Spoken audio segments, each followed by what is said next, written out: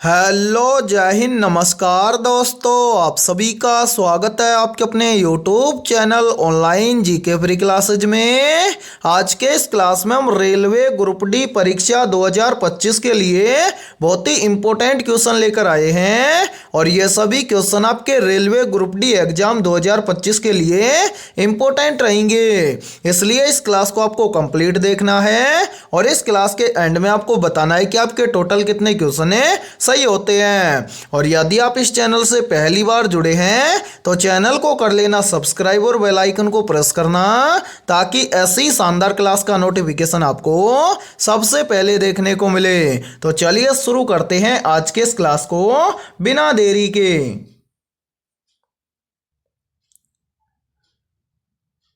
पहला प्रश्न है आप सभी के सामने, भारत में पहली रेलवे लाइन कब शुरू की गई थी? ऑप्शन ए है 1848 में, ऑप्शन बी है 1853 में, ऑप्शन सी है 1869 में और ऑप्शन डी है 1875 में। तो यहाँ पर देखिए इन चारों में से करेक्ट आंसर हो जाएगा सभी का ऑप्शन है बी, यानी कि भारत में पहली रेलवे लाइन 1853 में शुरू की गई थी। तो पहले प्रश्न के अंदर करेक्ट आंसर हो जाएगा सभी का ऑप्शन है बी। तो चलिए फिर अगला प्रश्न देखते हैं। दूसरा प्रश्न है आप सभी के सामने, नालंदा विश्वविद्यालय की स्थापना किसने की थी? ऑप्शन ए हर्षवर्धन ने, ऑप्शन बी है कुमारगुप्त प्रथम ने, ऑप्शन सी है समुद्रगुप्त ने और ऑप्शन डी है चंद्रगुप्त मौर्य ने। तो मेरे भाई जल्दी से बताइए इन चारों में से करेक्ट आंसर है क्या होगा। और ये प्रश्न बहुत ही इंपॉर्टेंट प्रश्न है, चाहे तो आप इस प्रश्न का स्क्रीनशॉट भी ले सकते हैं। तो यहाँ पर देखिए इन चारों में से करेक्ट आंसर हो जाएगा सभी का ऑप्शन है बी, यानी कि नालंदा विश्वविद्यालय की स्थापना की थी कुमारगुप्त प्रथम ने। तो दूसरे प्रश्न के अंदर करेक्ट आंसर हो जाएगा सभी का ऑप्शन है बी। तो चलिए फिर अगला प्रश्न देखते हैं।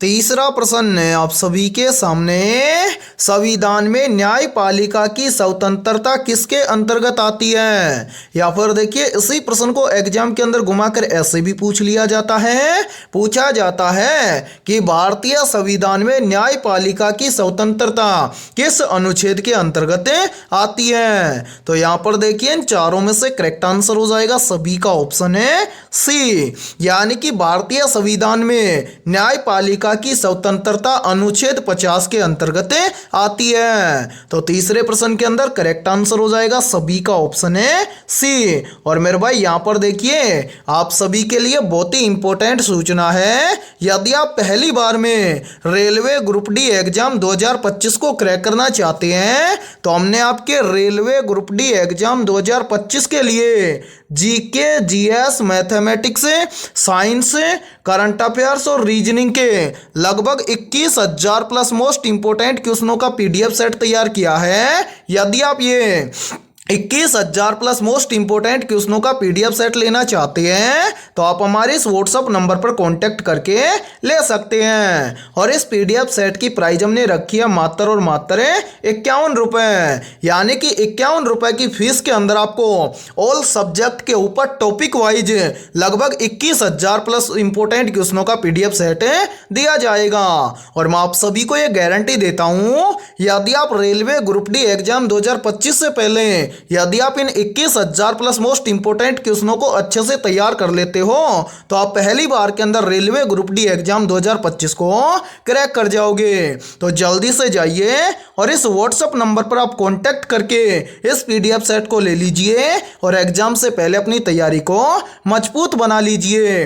और इसी के साथ में हमारे इस यूट्यूब चैनल पर जितनी भी क्लासेज होंगी उन सभी क्लासों का फ्री पीडीएफ सेट आपको हमारे व्हाट्सएप ग्रुप के ऊपर मिल जाएगा। ठीक है, तो चलिए फिर अगला प्रश्न देखते हैं।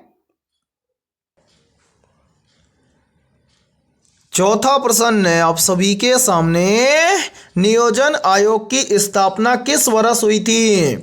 ऑप्शन ए वर्ष 1947 में, ऑप्शन बी वर्ष 1950 में, ऑप्शन सी वर्ष 1965 में और ऑप्शन डी है वर्ष 1972 में। तो यहाँ पर देखिए इन चारों में से करेक्ट आंसर हो जाएगा सभी का ऑप्शन है बी, यानी कि नियोजन आयोग की स्थापना हुई थी वर्ष 1950 में। तो चौथे प्रश्न के अंदर करेक्ट आंसर हो जाएगा सभी का ऑप्शन है बी। तो चलिए फिर अगला प्रश्न देखते हैं।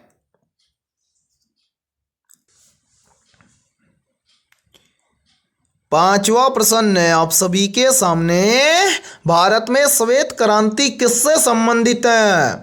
ऑप्शन ए गेहूं उत्पादन से, ऑप्शन बी है दुग्ध उत्पादन से, ऑप्शन सी है कपास उत्पादन से और ऑप्शन डी है मछली उत्पादन से। तो यहाँ पर देखिए इन चारों में से करेक्ट आंसर हो जाएगा सभी का ऑप्शन है बी, यानी कि श्वेत क्रांति का संबंध है दुग्ध उत्पादन से। तो पांचवें प्रश्न के अंदर करेक्ट आंसर हो जाएगा सभी का ऑप्शन है बी। तो चलिए फिर अगला प्रश्न देखते हैं।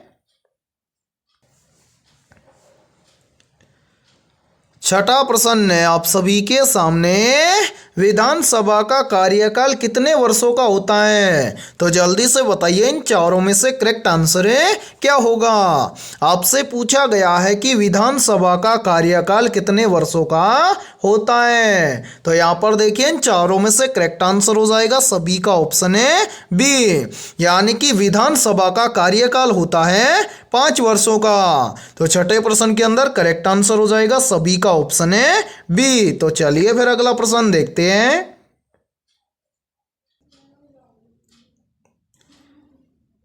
सातवां प्रश्न है आप सभी के सामने, भारत का सबसे लंबा राष्ट्रीय राजमार्ग कौन सा है? तो यहाँ पर देखिए इन चारों में से करेक्ट आंसर हो जाएगा सभी का ऑप्शन है बी, यानी कि भारत का सबसे लंबा राष्ट्रीय राजमार्ग है NH 44। तो सातवें प्रश्न के अंदर करेक्ट आंसर हो जाएगा सभी का ऑप्शन है बी। और मेरे भाई यहाँ पर देखिए यदि ये क्लास आपको पसंद आ रही है तो जल्दी से एक बार इस क्लास को लाइक कर दीजिए, और यदि आप इस चैनल से पहली बार जुड़े हैं तो चैनल को कर लीजिए सब्सक्राइब और बेल आइकन को प्रेस करना, ताकि ऐसी शानदार क्लास का नोटिफिकेशन आपको सबसे पहले देखने को मिले। और इस क्लास के अंदर आपको एंड तक बने रहना है, क्योंकि इस क्लास के अंदर बहुत ही इंपॉर्टेंट क्वेश्चन होने वाले हैं। और सेम इसी प्रकार के क्वेश्चन आपके रेलवे ग्रुप डी एग्जाम 2025 के अंदर पूछे जाएंगे, ठीक है। और आपके जितने भी दोस्त रेलवे ग्रुप डी एग्जाम 2025 की तैयारी कर रही हैं तो उनके पास भी इस क्लास को ज्यादा से ज्यादा शेयर करें, ठीक है। तो चलिए फिर अगला प्रश्न देखते हैं।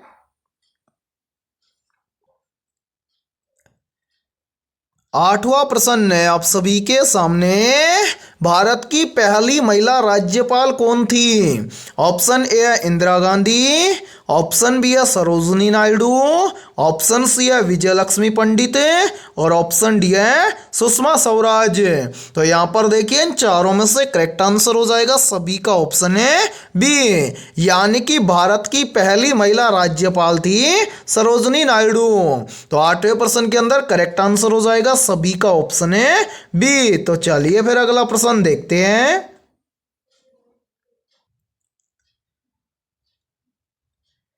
नौवां प्रश्न है आप सभी के सामने, सविनय अवज्ञा आंदोलन किसके नेतृत्व में शुरू किया गया था? मोस्ट इंपोर्टेंट प्रश्न है ये, तो जल्दी से बताइए इन चारों में से करेक्ट आंसर है क्या होगा?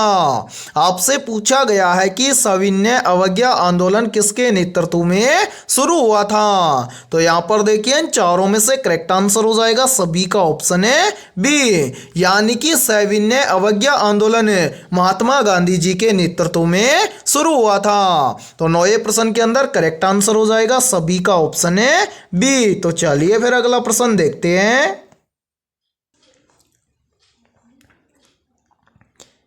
10वां प्रश्न है आप सभी के सामने, महात्मा गांधी ने सविनय अवज्ञा आंदोलन कब शुरू किया था? ऑप्शन ए है वर्ष 1920 में, ऑप्शन बी है वर्ष 1930 में, ऑप्शन सी है वर्ष 1942 में और ऑप्शन डी है वर्ष 1919 में। तो यहाँ पर देखिए इन चारों में से करेक्ट आंसर हो जाएगा सभी का ऑप्शन है बी, यानी कि महात्मा गांधी ने सविनय अवज्ञा आंदोलन शुरू किया था 1930 में। तो 10वें प्रश्न के अंदर करेक्ट आंसर हो जाएगा सभी का ऑप्शन है बी। इसी के साथ में देखिए एक प्रश्न और बनता है, यहीं से पूछा जाता है कि भारत छोड़ो आंदोलन कब शुरू हुआ था। तो याद रखना भारत छोड़ो आंदोलन शुरू हुआ था वर्ष 1942 में। इसी के साथ में देखिए यहीं से एक प्रश्न और बनता है और काफी बार एग्जाम के अंदर पूछा भी जाता है। पूछा जाता है कि रोलैक्ट एक्ट कानून कब पारित हुआ था। तो मेरे भाई याद रखना रोलैक्ट एक्ट कानून पारित हुआ था वर्ष 1919 में। और 10वें प्रश्न के अंदर करेक्ट आंसर हो जाएगा सभी का ऑप्शन है बी। ठीक है, तो चलिए फिर अगला प्रश्न देखते हैं।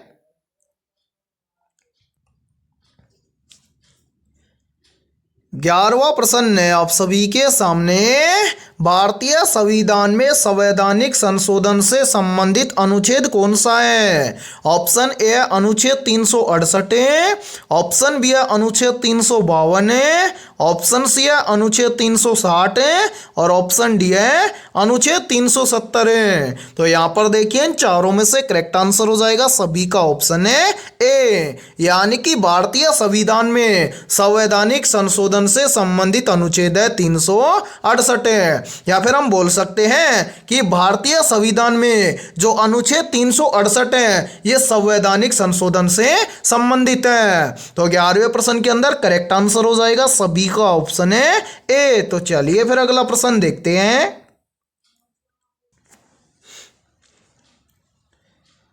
12वां प्रश्न है आप सभी के सामने, राज्यसभा के सदस्यों का कार्यकाल कितने वर्षों का होता है। ऑप्शन ए 5 वर्ष का, ऑप्शन बी है 6 वर्ष का, ऑप्शन सी है 4 वर्ष का और ऑप्शन डी है 3 वर्ष का। तो जल्दी से बताइए इन चारों में से करेक्ट आंसर है क्या होगा। आपसे पूछा गया है कि राज्यसभा के सदस्यों का कार्यकाल कितने वर्षों का होता है। तो यहाँ पर देखिए इन चारों में से करेक्ट आंसर हो जाएगा सभी का ऑप्शन है बी, यानी कि राज्यसभा के सदस्यों का कार्यकाल होता है 6 वर्ष का। तो 12वें प्रश्न के अंदर करेक्ट आंसर हो जाएगा सभी का ऑप्शन है बी। और मेरे भाई देखिए यदि इस क्लास के अंदर आपको किसी भी क्वेश्चन के अंदर कोई भी डाउट हो तो आप उस क्वेश्चन के बारे में कमेंट सेक्शन के अंदर पूछ सकते हैं। और इस क्लास के अंदर आपको एंड तक बने रहना है क्योंकि इस क्लास के अंदर बहुत ही इंपॉर्टेंट क्वेश्चन होने वाले हैं। और अभी तक आपने इस क्लास को लाइक नहीं किया है तो फटाफट से एक बार इस क्लास को लाइक कर दीजिए। और आपके जितने भी दोस्त हैं रेलवे ग्रुप डी एग्जाम 2025 की तैयारी कर रहे हैं तो उनके पास भी इस क्लास को ज्यादा से ज्यादा शेयर करें। ठीक है, तो चलिए फिर अगला प्रश्न देखते हैं। 13वां प्रश्न है आप सभी के सामने, कौन सा उपकरण विद्युत धारा को मापने के लिए उपयोग किया जाता है। या फिर देखिए इसी प्रश्न को एग्जाम के अंदर घुमाकर ऐसे भी पूछ लिया जाता है कि विद्युत धारा को मापने के लिए किस उपकरण का उपयोग किया जाता है। तो मेरे भाई जल्दी से बताइए इन चारों में से करेक्ट आंसर है क्या होगा। और मोस्ट इंपोर्टेंट प्रश्न है ये, चाहे तो आप इस प्रश्न का स्क्रीनशॉट भी ले सकते हैं। तो यहाँ पर देखिए इन चारों में से करेक्ट आंसर हो जाएगा सभी का ऑप्शन है सी, यानी कि विद्युत धारा को मापने के लिए एमीटर का उपयोग किया जाता है। तो 13वें प्रश्न के अंदर करेक्ट आंसर हो जाएगा सभी का ऑप्शन है सी। और यहां पर देखिए एक प्रश्न का आंसर सभी को कमेंट सेक्शन के अंदर कमेंट करके बताना है कि भूकंप की तीव्रता को किस उपकरण की सहायता से मापा जाता है। ठीक है, तो चलिए फिर अगला प्रश्न देखते हैं।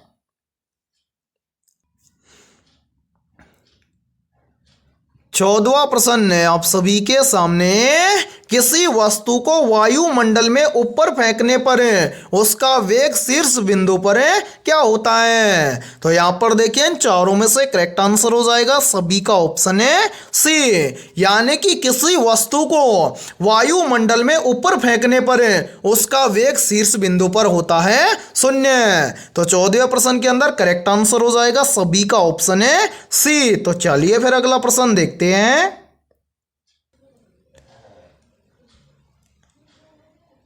15वां प्रश्न है आप सभी के सामने, बिजली के हीटर में कौन सी धातु की तार का उपयोग किया जाता है?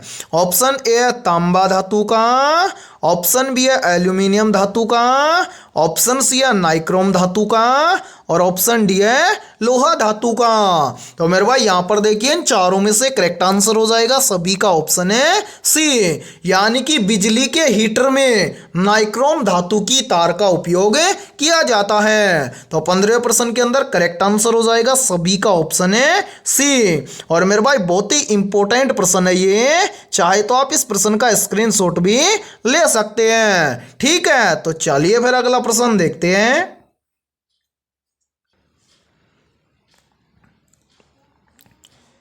16वां प्रश्न है आप सभी के सामने, किसी उपग्रह को कक्षा में बनाए रखने के लिए कौन सा बल कार्य करता है? ऑप्शन ए है गुरुत्वाकर्षण बल है, ऑप्शन बी है गुरुत्वाकर्षण और केंद्राभिमुख बल है, ऑप्शन सी है अपकेंद्रीय बल है और ऑप्शन डी है घर्षण बल है। तो यहां पर देखिए इन चारों में से करेक्ट आंसर हो जाएगा सभी का ऑप्शन है बी, यानी कि किसी उपग्रह को कक्षा में बनाए रखने के लिए गुरुत्वाकर्षण और केंद्राभिमुख बल कार्य करता है। तो 16वें प्रश्न के अंदर करेक्ट आंसर हो जाएगा सभी का ऑप्शन है बी। तो चलिए फिर अगला प्रश्न देखते हैं।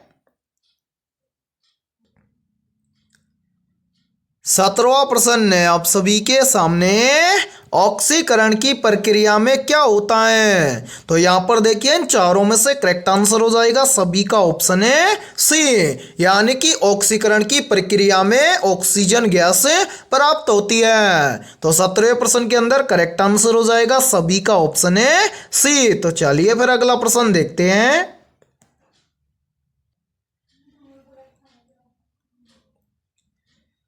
18वां प्रश्न है आप सभी के सामने, प्लास्टर ऑफ पेरिस का रासायनिक नाम क्या है? वेरी वेरी इंपॉर्टेंट प्रश्न है ये, तो मेरे भाई जल्दी से बताइए इन चारों में से करेक्ट आंसर है क्या होगा। आपसे पूछा गया है कि प्लास्टर ऑफ पेरिस का रासायनिक नाम है क्या होता है। तो यहां पर ध्यान से देखिए इन चारों में से करेक्ट आंसर हो जाएगा सभी का ऑप्शन है ए, यानी कि प्लास्टर ऑफ पेरिस का रासायनिक नाम होता है कैल्शियम सल्फेट हेमीहाइड्रेट। तो 18वें प्रश्न के अंदर करेक्ट आंसर हो जाएगा सभी का ऑप्शन है ए। और यहां पर देखिए आप सभी के लिए बहुत ही इंपॉर्टेंट सूचना है, यदि आप पहली बार में रेलवे ग्रुप डी एग्जाम 2025 को क्रैक करना चाहते हैं तो हमने आपके रेलवे ग्रुप डी एग्जाम 2025 के लिए ऑल सब्जेक्ट के ऊपर टॉपिक वाइज लगभग 21,000 प्लस मोस्ट इंपोर्टेंट क्वेश्चनों का पीडीएफ सेट तैयार किया है। यदि आप ये 21,000 प्लस मोस्ट इंपोर्टेंट क्वेश्चनों का पीडीएफ सेट लेना चाहते हैं तो आप हमारे इस व्हाट्सएप नंबर पर कांटेक्ट करके ले सकते हैं। व्हाट्सएप नंबर है 7374826893। ये हमारा व्हाट्सएप नंबर है। इस व्हाट्सएप नंबर पर आप कांटेक्ट करके इस 21,000 प्लस क्वेश्चनों के पीडीएफ सेट को ले सकते हैं।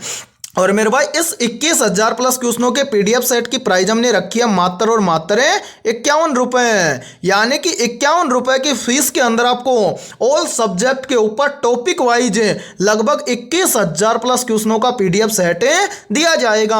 और मैं आप सभी को यह गारंटी देता हूं, यदि आप रेलवे ग्रुप डी एग्जाम 2025 से पहले यदि आप इन 21,000 प्लस क्वेश्चनों को अच्छे से तैयार कर लेते हो तो आप पहली बार के अंदर रेलवे ग्रुप डी एग्जाम 2025 को क्रैक कर जाओगे। और इस 21,000 प्लस क्वेश्चनों के पीडीएफ सेट के अंदर आपको किसी भी क्वेश्चन के अंदर यदि कोई भी डाउट हो तो आप उस क्वेश्चन का स्क्रीनशॉट लेके हमारे व्हाट्सएप नंबर पर शेयर कर देना, उस क्वेश्चन का सॉल्यूशन आपको मिल जाएगा। ठीक है, तो जल्दी से जाइए और इस व्हाट्सएप नंबर पर आप कांटेक्ट करके इस पीडीएफ सेट को ले लीजिए और एग्जाम से पहले अपनी तैयारी को मजबूत बना लीजिए। ठीक है, तो चलिए फिर अगला प्रश्न देखते हैं।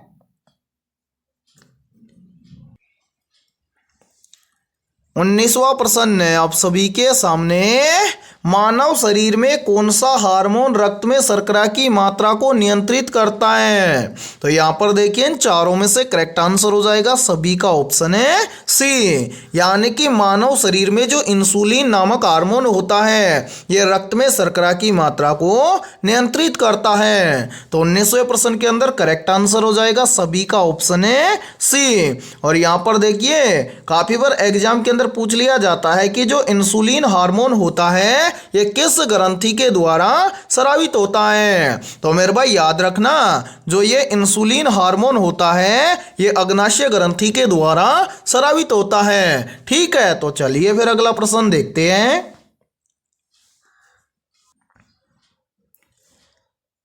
20वां प्रश्न है आप सभी के सामने, मनुष्यों में ब्लड क्लॉटिंग के लिए कौन सा विटामिन आवश्यक होता है?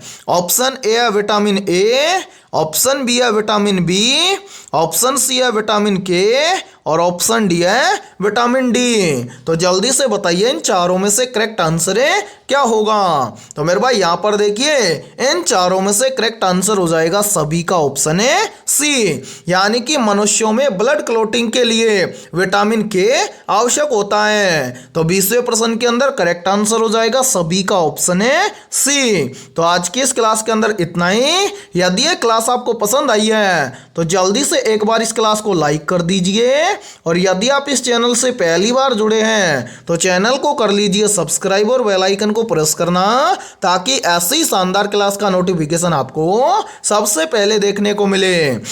और आज की इस क्लास के अंदर हमने 20 बहुत ही इंपॉर्टेंट क्वेश्चन करवाए हैं। तो इन 20 में से आपके कितने क्वेश्चन सही हुए हैं सभी को कमेंट सेक्शन के अंदर कमेंट करके बताना है। ठीक है, तो फिर मिलते हैं ऐसे ही बेहतरीन क्वेश्चनों के साथ शाम को 6 बजे।